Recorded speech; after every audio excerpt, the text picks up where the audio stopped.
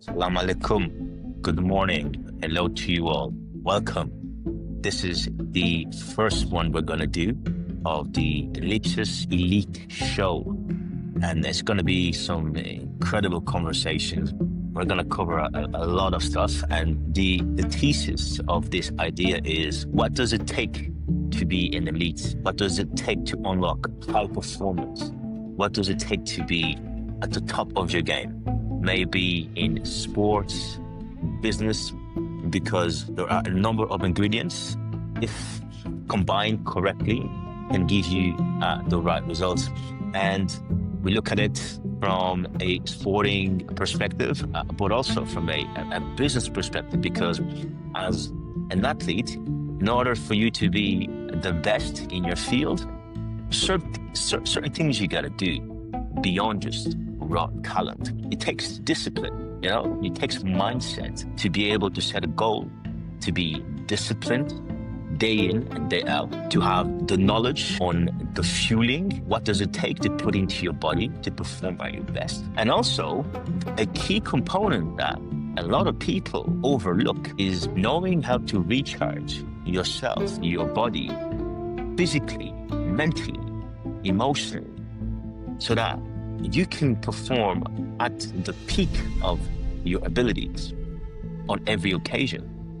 So those are the cornerstones of achieving success and being great.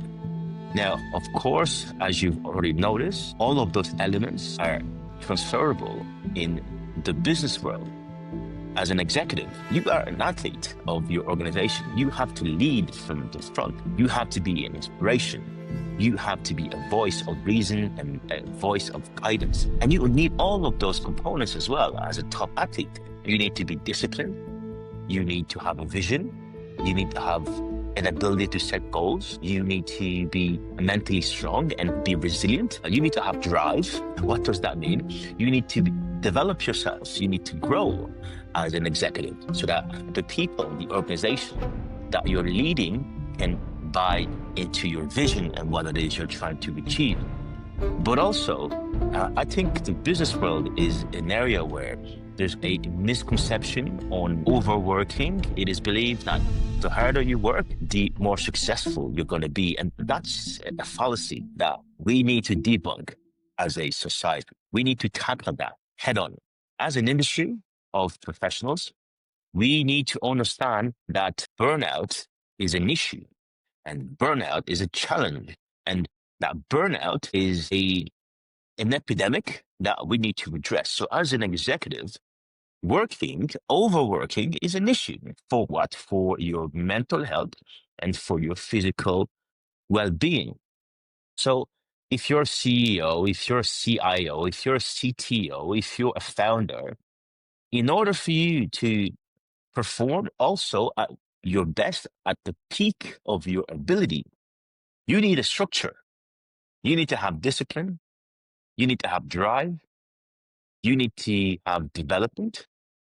And you need to understand how to recover so that every time you go out onto the arena, maybe onto the pitch, onto the field, onto the track, or in a business meeting, if you're in the boardroom, a high-stake meeting, how do you ensure that you're at the top of the game, of your game, on every occasion? That's the philosophy. That's the idea of Ellipsis. And you may be wondering, why call this project or this show Ellipsis? In grammar, ellipsis is the word for the three dots. And personally, when I write, I always include three dots at the end of my writing. Personally, it's just been a habit. Almost subconsciously, I've always done it, but also consciously because I'm trying to project to the person I'm speaking with. What I'm telling you, there's more to come. There's more to the story. There's more to the message I've just given you. Now, to the ones who are curious, they will ask questions. What did you mean by that? Can you tell me more? And to the ones who are less curious, it's just a lost indication of what's more to come. So the idea of ellipsis is there's always more in you. There's always more you can do. There's always more growth that you can achieve. And that's going to be the philosophy of what we're going to bring to this show, to these dialogues, to these debates, to these chats. So I'm going to bring on some experts. I'm going to bring on some scientists. I'm going to bring on athletes who are doing it at a high level.